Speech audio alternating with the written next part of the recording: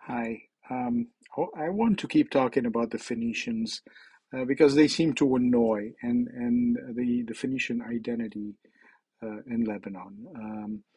Um, with the with the premise that yes, um, identity evolves.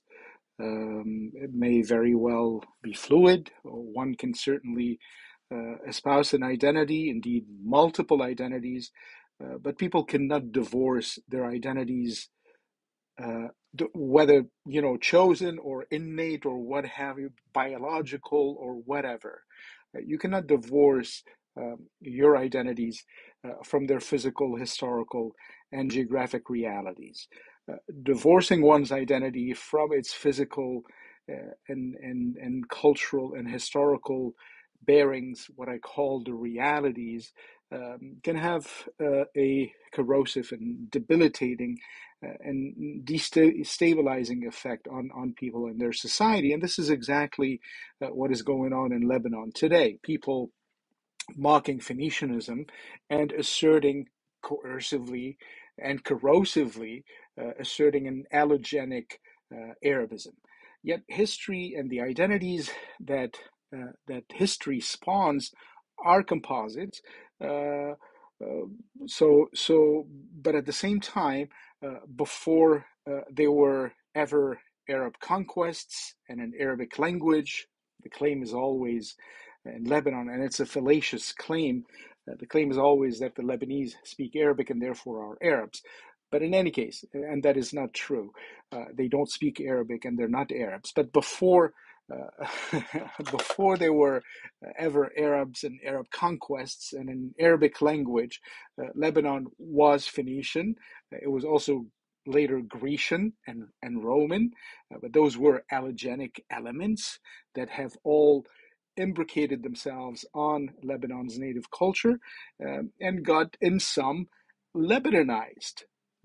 So, so, so in other words, yes, they got Phoenicianized. Even the Arabs who came with the Arab conquest got Phoenicianized, and their language, the Arabic language that some claim we speak in Lebanon, is actually a 3,000-year-old evolved Phoenician. It is not Arabic. And here's what Charles Corm writes to that effect. And I'm sorry, I'm going to read it in French because there's just simply no way for anyone to translate it into English. That's what he writes in La Montagne Inspirée. Nous avons vu passer les peuples et les âges, et nous sommes restés dans l'azur éclatant, fermes sur les sommets, calmes, pensifs et sages, depuis la nuit des temps. Combien ont défilé de mages, de poètes, de chefs empanachés, de rois, de potentats, de dieux et de prophètes au pied de nos rochers. Mais notre Nahr el-Kalb, plus grand que vos outrages, Ramsès, Asser-Haddoun, Barkouk, Karakalla, notre Nahr el-Kalb ne retient sur ses bancs de vos sanglants passages que le fragile éclat. Car on n'a jamais vu, nulle part sur la terre, ni si petit pays, ni si vaste destin, que tant d'aigles aient pris d'assaut tant de lumière d'un peuple aussi restreint. Notre apanage à nous, c'est notre patience. Nos armes, nos blasons, c'est depuis 6 000 ans de penser, d'adorer et d'avoir conscience que le reste est néant.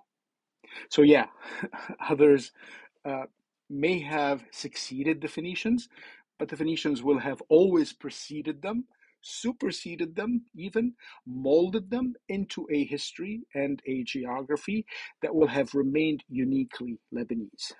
The mountains of Lebanon have not crumbled. The Mediterranean shore has not retreated. The course of Lebanon's rivers has not changed.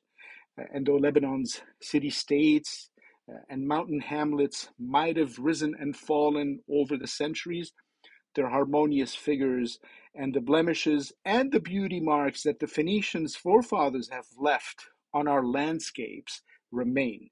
Lebanon is indeed the spawn of a history molded and written by geography. There could not have been Phoenicians and a Phoenician history anywhere but in Lebanon. And though others might have come and gone over the millennia, all those magnificent others remained allogenic, meaning they came from the outside. And the Phoenicians still are Lebanon's native culture, whether you like it or not, whether it bothers you or not. That is the reality. To borrow an image from French historian Jacques Bainville, the Phoenicians and their history have sailed across the Lebanese mountains and shores, chiseling their vistas exactly the same way the Seine meanders across Paris.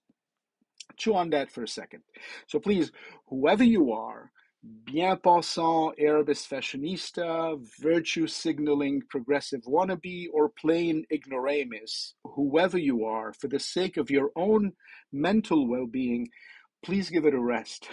Allow people at least what you claim for yourself, the freedom to depict their history and their ancestry the way they see fit, the way they deem fit. Even in terms of mental health, yours and mine, people want to know and affirm who they are to the same extent you do. I'm talking to the fashionista. People do not want to be confused about who they are and about what is their place in this world, within their societies. Personal identity is among humanity's most important fundamental perceptual categories. There is nothing more fundamental to being, to defining one's own being, one's personality. Nothing more fundamental than juxtaposing ourselves vis-a-vis of another, vis-a-vis of the other. So us and them, yes. And I'm not quoting Pink Floyd. Um, Fudging categories such as us and them, me and the other, the native versus the outsider. Uh, Fudging those categories is comparable to fudging other immutable realities, fashionable today, but such realities as male and female, which are, of course, being fudged. But who knows? Maybe tomorrow they'll tell us that night and day are social constructs, or up and down are social constructs. But these realities, these immutables, if you will, are being are being fudged. Um, and there are, in reality, no deeper perceptual necessities for personal and mental well being than stable parameters, points of reference. So, of course, identity, as I mentioned earlier, um, is changeable, evolves, permutates, perhaps. It is an imbrication of many elements. It is a patchwork and a layering of historical and cultural artifacts, baggage, if you will. And those artifacts, uh, an individual may opt to hold on to them, to valorize them, to adulate them, or to altogether shed them at will. But not knowing who you are, or not being allowed to brag about who you are and what you are and about your own cultural references, brag about who your chosen ancestors are, it can lead to to personal angst, which may very realistically, as is happening today in Lebanon, lead to social and political dissensions and even destructions.